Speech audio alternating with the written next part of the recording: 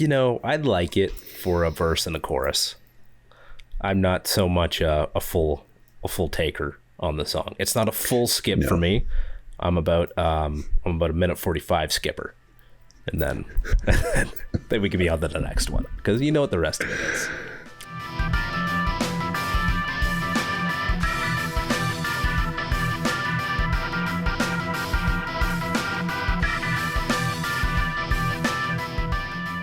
So here we are. Here we are, Brent. We are on another Judas Priest. And it's not Thursday night right now. It's another night other than Thursday. It is. We do it back-to-back Mondays because, sometimes it just doesn't go your way. That's right. Last Thursday, we tried to record. There was a storm, affected your recording. That's right. And then you had to run out. You had to bring all your furniture. Did you get that stuff inside? I did. Was it all dry? Like soaked. It was like a crazy monsoon out there. I don't know what happened. It's like a tsunami. Yeah. See, but I never saw you because at the same time my kid woke up and was not having any of it with my wife, so I had to go in and take over. That's and right. Called it. So here we are. What a mess. It's life, folks. That is life. The important thing is your furniture is now dry. That's right. All the lawn furniture cushions are now dry. That's right. And we're going to celebrate these two little gems today. Hellbent for Leather in the United States, Killing Machine in the United Kingdom. Yeah. And Screaming for Vengeance, same America or UK. So funny story about the former. I always thought, because I bought this record in, I don't know, 1979 or 80 or whatever it was, that the proper title for it was Hellbent for Leather. Just because, I was a North American citizen and I bought it in North America. But really, it's called Killing Machine. That's the proper title. And the reason why this version is called Hellbent for Leather on these shores is because CBS, I think it was, CBS in North America did not like the kind of what they called the murderous tone of the title, Killing Machine. So they said call it something else, and the band opted for Hellbent for Leather, the last track on the album. Yeah. Which people are like, Hellbent for Leather. I mean, obviously it's not Killing Machine, but Hellbent for Leather's also still pretty, still pretty dark, but not as dark as Killing Machine. Exactly. Yeah. Now, Halford would come out at times, we know about the Harley Davidson thing, but he would come out with an AK-47 or something like that. Oh, I didn't know that. And he would point it at the crowd. Are you kidding? Yeah. No, it had blanks in it. I didn't know that. Really? He would come out at times. So, he had the whip, he had the handcuffs, but there was during, I think, this tour, he came out with like a machine gun and pointed at the crowd. During the Killing Machine tour? Really? I'm pretty sure it was the Killing Machine tour. Wow. Well, that was 78. So. And it didn't last long.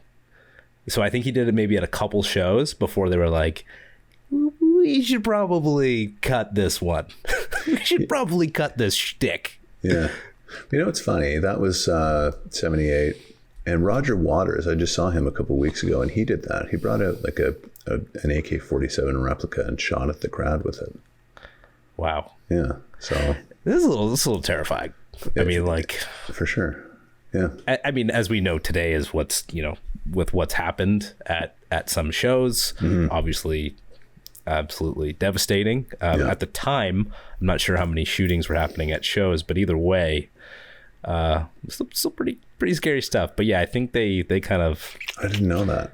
Wow. Kick that shtick to the curb. I knew that they, like, Hellbent for Leather was quite a popular song, and they used to do it for encores, and he would ride out on that Harley. And it's pretty funny too, because this record, I believe, was their first one where they actually adopted the leathers. Like, they started dressing in leathers and studs, and they adopted the whole kind of whips and the the biker thing.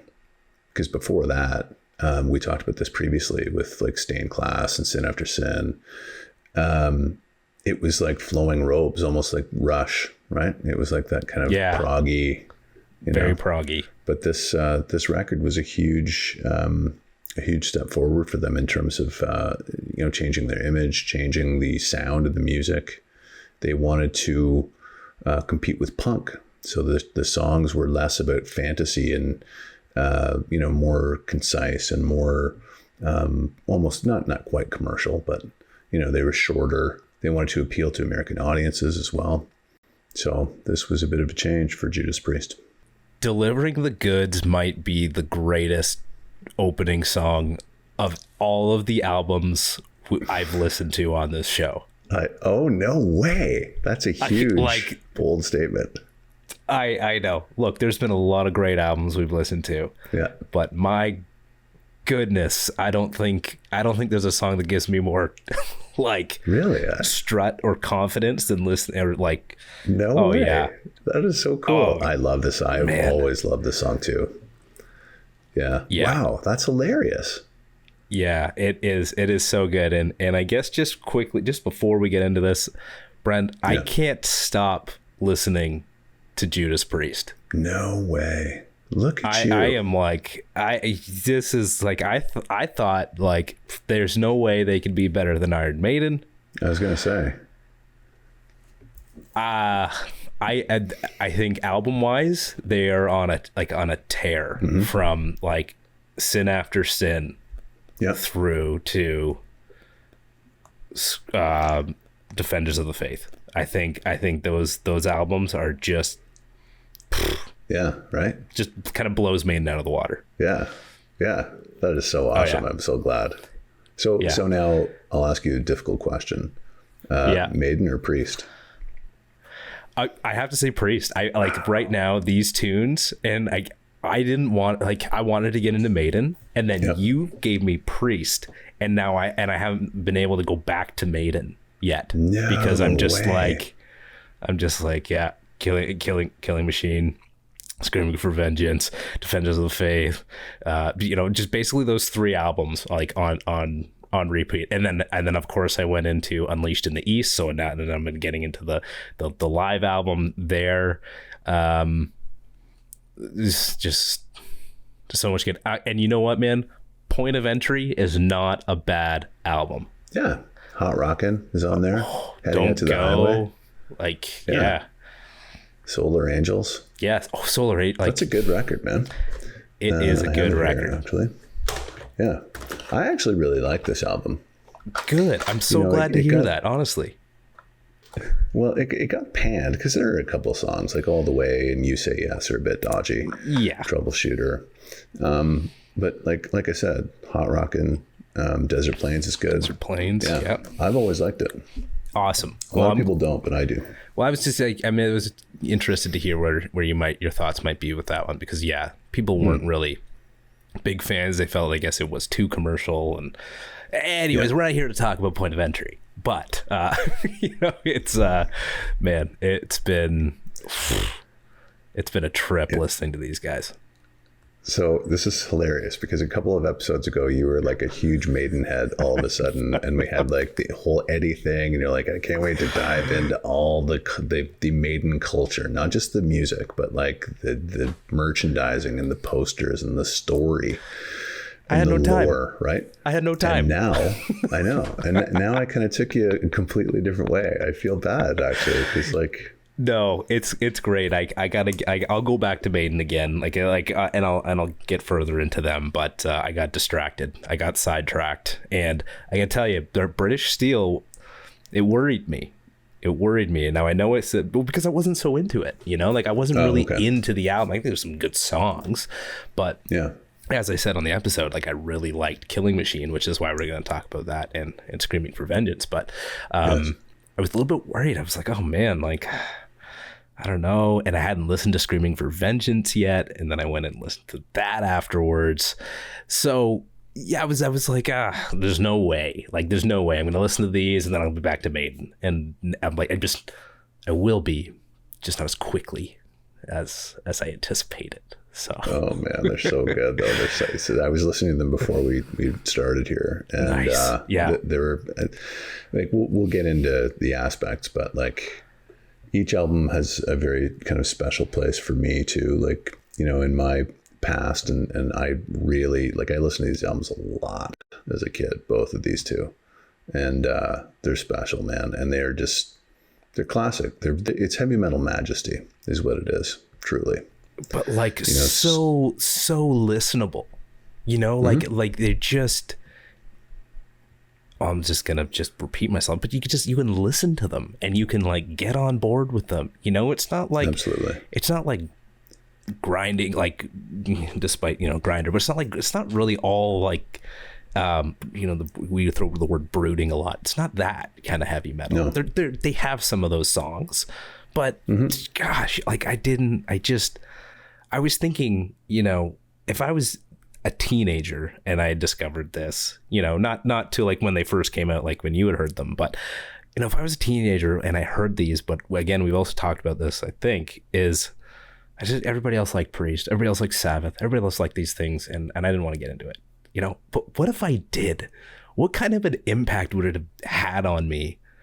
But then I was like, would I have actually liked it at the time? I don't know. It's like I've said before. I mean, when you're at the crossroads at that age, when you're 13 or 14, like those are formative years, right? And you pick your music, and this stuff is what I picked, and that's why, to a large degree, like Judas Priest, I think I got Hellbent first, and then I got Screaming for Vengeance, and British Steel somewhere in there, but like I was completely taken. Right. I just could not, like, there's no turning back after listening to these records at that age. Right. Because again, there's nothing else going on in your life except girls and sports maybe. But it's like I was so focused on these records, and still am. And they give you a warmth, Well, I'm discovering now, and I'm so glad I am. And I can I'm really upset because I wanted to get out and get a Priest shirt, but I didn't. So I got the next best thing, which is a local band,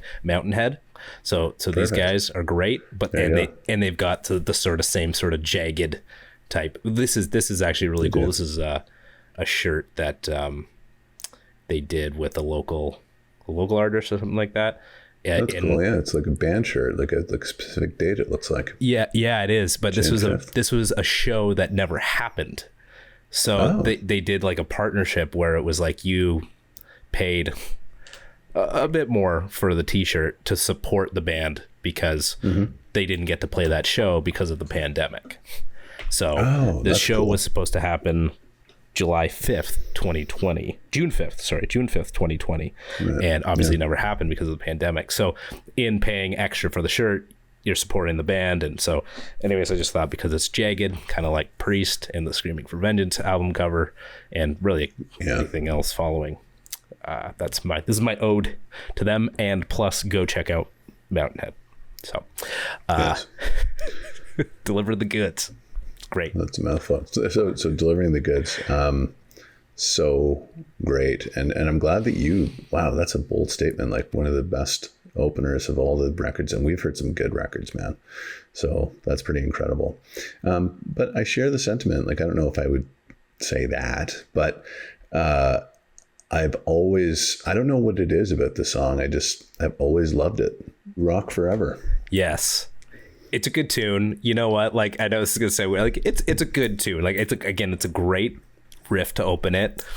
The verse and the chorus are kind of weird, just the way that they're sung and the way it kind of comes together. I wouldn't put it as number 2, but it's still a really good tune. Yeah, the sequencing on I don't know what I would do with this record. No, to be quite honest. I think Hellbent for Leather could have gone number 2. I think Delivering Goods 1, Hellbent number 2, but I think that was like the single from Rock Forever was a single, I think, but the obvious single is Hellbent for Leather, right? Yeah, that's like the marquee track on the record. Yeah, Take on the World. Yeah, but yeah, that's yeah, that one's kind of a little bit cheesy. Yeah, totally. I mean, even like, Evening Star is a little cheesy, but like it's fun. It is for sure. It's sort of like that, I don't know, fun sing-along tune as well, more so than Take on the World, because it doesn't feel so obviously like anthemic. That's a funny thing about Judas Priest. They get away with this stuff, and you wouldn't think that they would. Like a song like Evening Star, you'd hear that maybe and go, Right. But Judas Priest and Halford, the way that he sings it, he gets away with it, I think. Yeah. And I never once, I didn't even think like, that's kind of a weird song. Like it just kind of fits, Yeah. Well, I like what they do. And they do this also a couple times on Screaming for Vengeance. It's sort of the slower opening, it's sort of this kind of like a little bit of like build up and then they kick into it. And I feel like when Evening Star kicks into it, it's really like, yes, Evening Star. Like it's just, the build up, I think, makes a song awesome. Especially that modulation at the very end when they kick it up a key, and it's like, because Halford can get up there, obviously, and it's like, whoa, it really kind of like lifts you up, right? 100%. Yeah, that's cool. And again, like another example of like heavy metal, but like again, I know like, so this is a little more commercial. This album, some of these songs, but like just we can get away with under that genre with the songs like this, and you kind of would end up seeing some of this, and I know I definitely saw a lot of inspiration, I assume, from a lot of the power metal bands that I would end up kind of listening to down absolutely. Later on. This record in particular, it's I've said this before about albums, but this one you can tell it was recorded in the 70s. It sounds like a 70s record, and that fact is even more kind of pronounced when you listen to Screaming for Vengeance after it.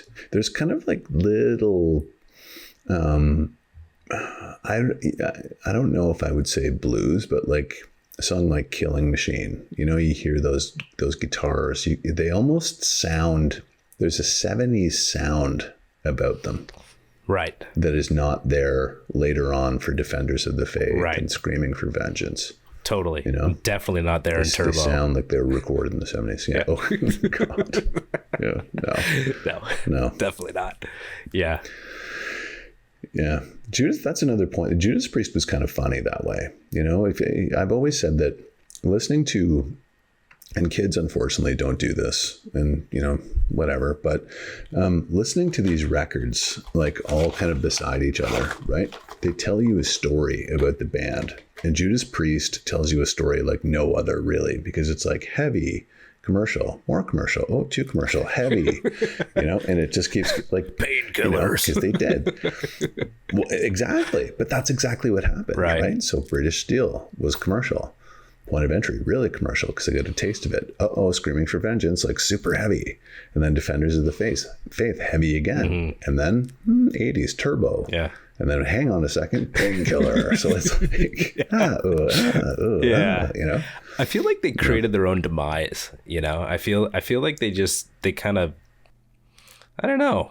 Like it was like their own fault that they kind of descended from stadiums to club shows.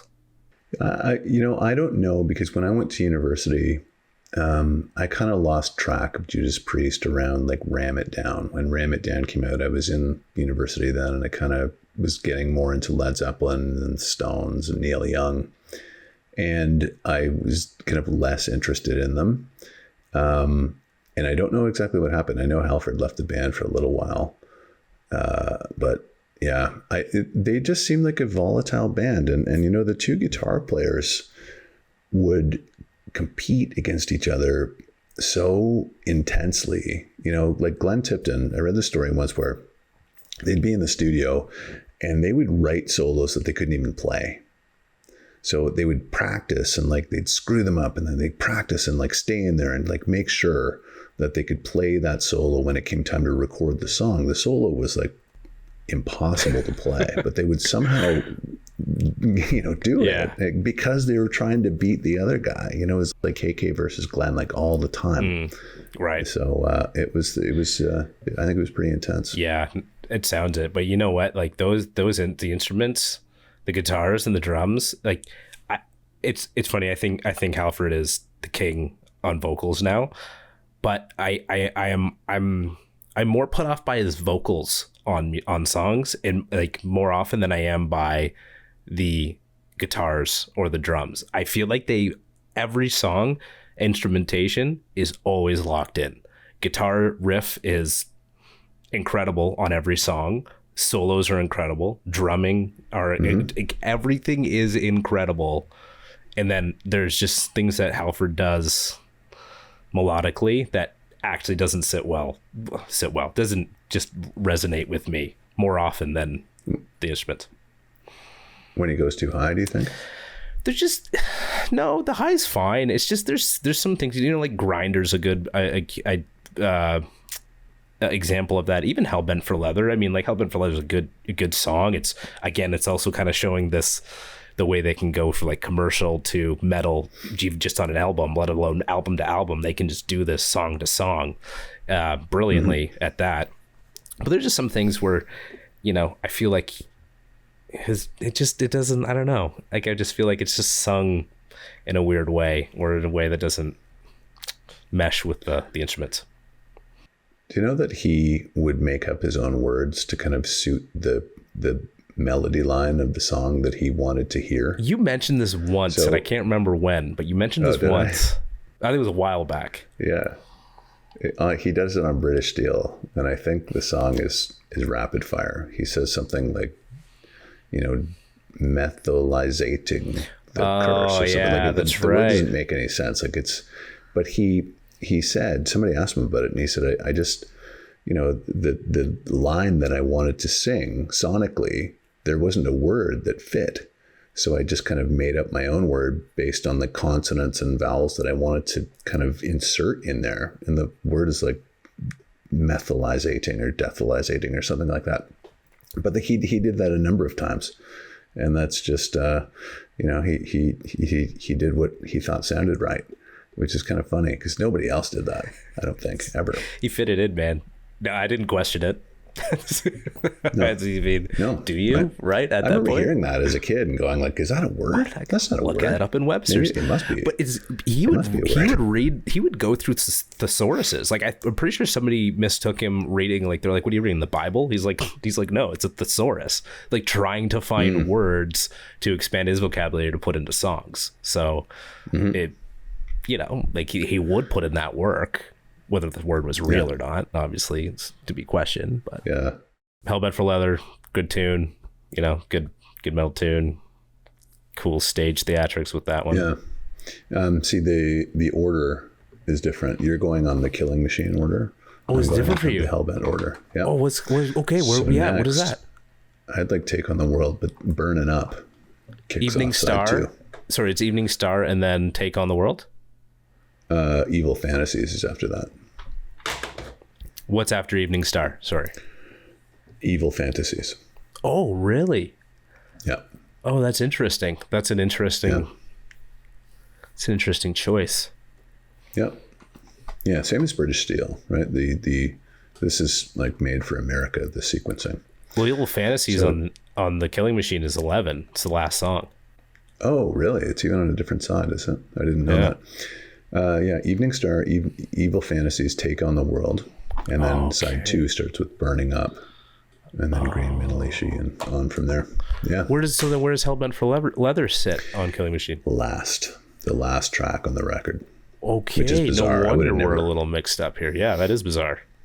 I would have never put it there. Yeah. But you lead with yours. Got it. I will. So so then Hellbent for Leather and then Take on the World. It's funny. They always say, like, write a song, just write your own music. Don't try and write a hit. Don't try and write a hit. It's like these guys were trying, and they tried real hard with this one. They nailed it. I'll say that much. They nailed it. It's an anthem. You can sing along to it. You don't have to like it, but it's a single. You had mentioned before the influence of Queen. Mm-hmm. And this, I think, is a direct influence of Queen. Has to be. It was just like a sing-along attempt, right? So they thought, like, what would an anthem be that we could write to have the crowd, sing along with us? And this is it. Yeah. Oh, yeah, totally. I'd like it for a verse and a chorus. I'm not so much a full taker on the song. It's not a full skip for me. I'm about a minute 45 skipper. And then we can be on to the next one because you know what the rest of it is. I don't really care much for it, to be honest. But it's way better than United. I think it's way better than United. Yeah, actually. Might as well be the same song, but it's for some reason it's way better. Yeah, I agree. I agree with that. Yeah. So what do you have next? Burning Up is number 6. Would that be the start of side 2? Yeah, side 2. Same. Yeah, Burning Up. Okay. Good kickoff to side 2, I think. I like the song too. It is, and I love it. I love the song. Great drum mix. Totally. Man, that was the one thing I was thinking with like this and Screaming for Vengeance. Again, just the drumming is so good. It sounds so good. Nothing feels out of place on these songs. Yeah. And it's funny because the drummer and the bass player, Ian Hill, are very much secondary implements in this band. Yeah. Or are considered to be, right? Because of the twin guitar attack, as they say. Right. And Halford, of course. Yeah. He's one of the metal god himself. But, the drums still kick you in the ass, they're still like very upfront. So it's a great production. It's a great mix. 100%. Yeah. And so this was Les Binks, right? The drummer for this album. Yes, you're correct. Yeah. This is his last record. Right. Because I think he left because he was squabbling about Unleashed in the East and not getting paid enough for the royalty for that. I don't think they wanted to pay him at all or something like that. They didn't want to pay him at all for his work on Unleashed in the East, and he was like, I'm gone. And then brought in, I can't remember who the next Dave Holland. Yeah. Sounds good. Mm-hmm. These guys. The one thing I love about Burning Up is like, well, there's a lot I love about it, but just the way that he's like, we got to make love. And then he's like, he could just go, we got to make love tonight. But he doesn't. He goes, we got to make love tonight. And he goes up, and it's just like, it just gives you this feeling of like, what? Where did that come from? It's like I said in the last episode when he does that. You don't have to be old to be wise, and you're just like, holy crap! So good. It's just like so cool. He's like a vocal acrobat, is what he is. 100%. You know what I mean? He's just like everywhere. Yeah, it's so amazing. And it's like I don't know anybody else who can do what he does vocally. And it's kind of a good point too about like the way you talk about his voice and what it does with his voice, because like Burning Up is also they do this through a lot of their other songs, but this one for me, where they take you, they got like so many different places in this song that they take you. It's like a kind of like a slow build at the beginning, and then this great riff comes in, and then it's a cool chorus, and then it's a great little bridge which is a little bit lower, and then they kind of. And then that drum. It's very atmospheric, eh? Like in the breakdown, they have these percussive elements. I don't know what they are. They sound like bongos or something, but they go like it's just really kind of whoever brought that in, really had an ear. If you listen closely. No, there's no if you listen closely. Oh, it's there. Okay. No, yeah. Well, I mean, if you the breakdown, he's talking about, I don't know, he's like whoever his partner is that he's burning up with. He's talking about, what they're doing. And then you can hear this, like, I don't know. I don't even know what that instrument is. I'd like to look that up because it almost sounds like a cowbell, but it's not. It's really interesting. Yeah. And I've always like waited for that when I listen to the song. I'm like, wait for that little thing to appear. It's cool, but weird that it's on a Judas Priest record too. I gotta go and listen to it now. Like I don't know how I miss these things. I get so amped up for the song in general that I miss the little like these things you're mentioning. So that's cool. Listen closely. There you go. You mock the idea. No, but... and I well, so you don't have to listen close. Anyways, yeah. The Green Manalishi with the 2-pronged crown. Fleetwood Mac cover.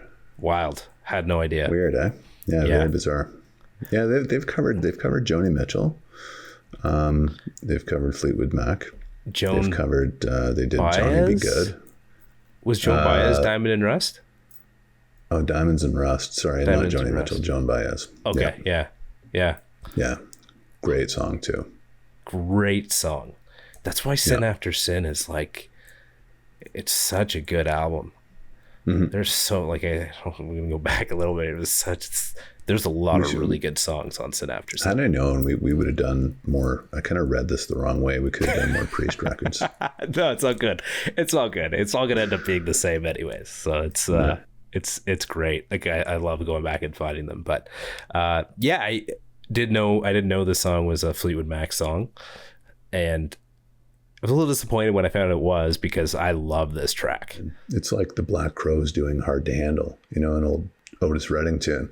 But you'd never know. You just assume it's a Black Crowes tune because they just, they make it their own. What's next for you? Do you have Killing Machine? Killing Machine after the Green Manalishi. Now, for me, this is a special point on the record. Okay. And the reason why is because as a fan of heavy metal at the age I was, I loved what I referenced earlier, the twin guitar attack. So you had one guy on the left and one guy on the right.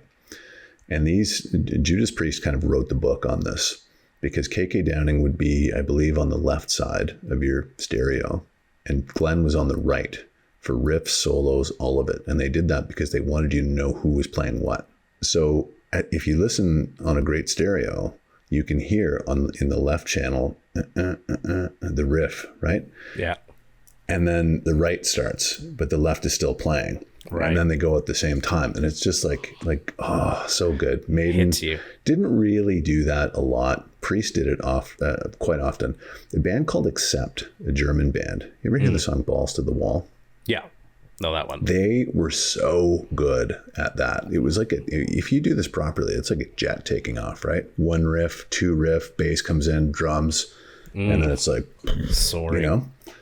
But Judas Priest, like I said, kind of wrote the book on it.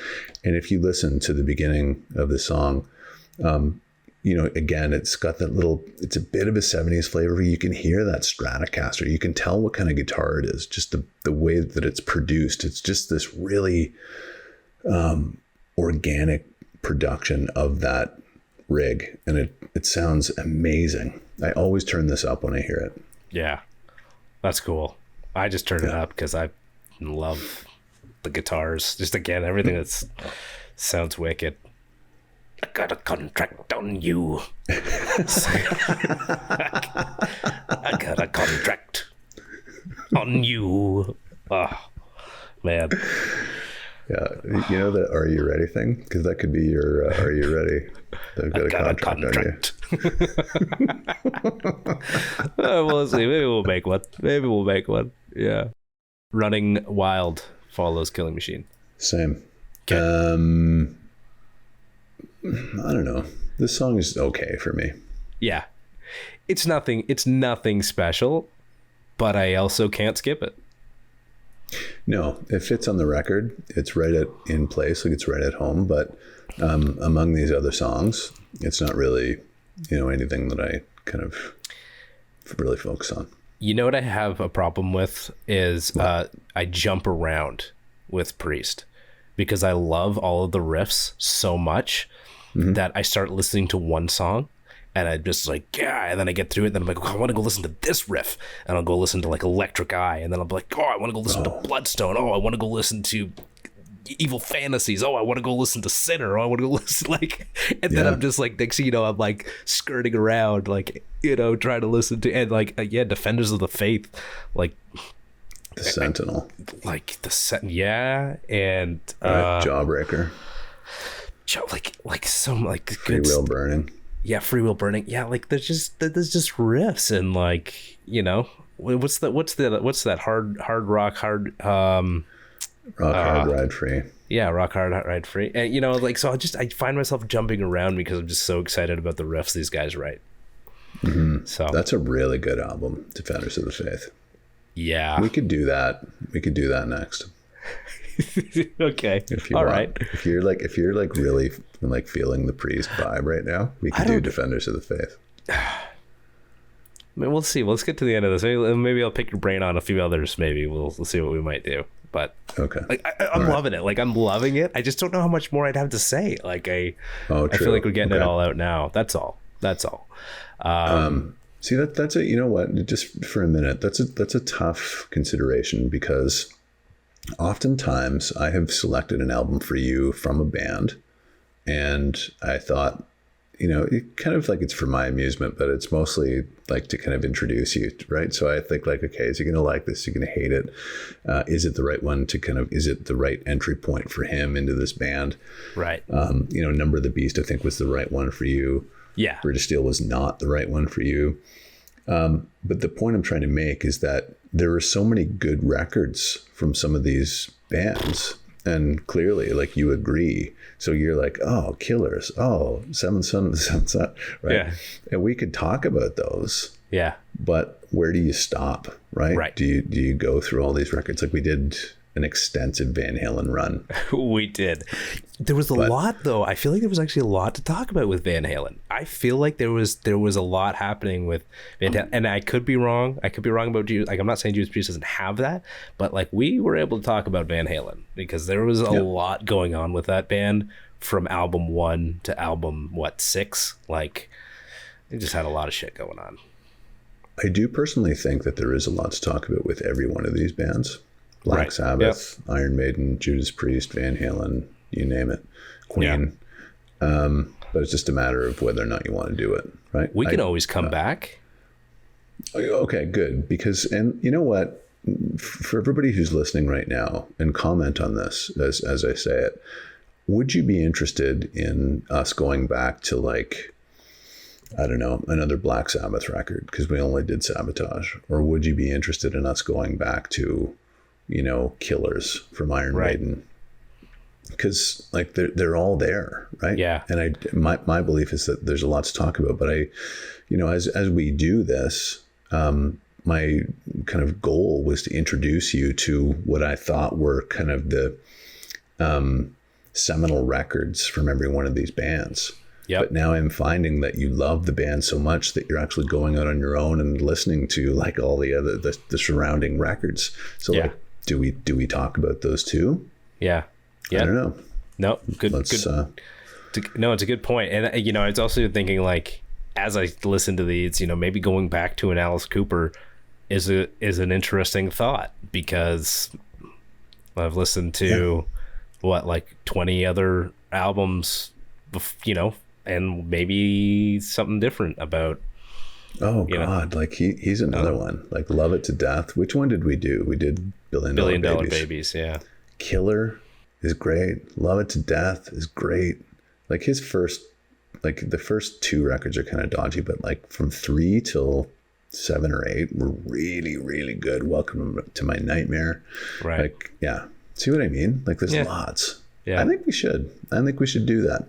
So listeners, Semenuk, BBQ, Ladano, Deke, all you guys, what do you think? Yeah. Let us know. Tell us. Fire away. Yeah. Before the Dawn. Love it, man. Halford's voice. I was saying this about British Steel, like why they didn't have a ballad on British Steel to really showcase Halford's voice. I gave my point in that as to why you didn't need it, but I'm so glad Before the Dawn is on this album. It just sounds great. It's it's a beautiful tune, really. It is. It's poignant. I like it. It balances the album well. And Halford is just so believable when he sings this stuff, like he's the metal god, but he can do stuff like this. And you don't blink. You don't think about it. It's just like, I'm drinking that Kool-Aid for sure. It's great. What do you have next? Well, Evil Fantasies finishes it off. Okay. So I had held that for leather. Right. So So did we talk about Evil Fantasies? No. No, we did not. Okay. Do you have anything to say about it? It's okay. Again, it's like a running wild, but the opening riff, like the riff on this is just so badass. Like what I sounded like British, so badass, so badass. Like I it's cool. It gets a bit weird. Like again, this is one of those where like Halford's voice kind of makes it a bit weird. Yeah, it's very camp. Yeah. Okay. And it's like, you know what I mean? For me, it's kind of camp, and it's not. Yeah. It's a bit. I want to get inside your mind, and like the way he sings that is just not my favorite.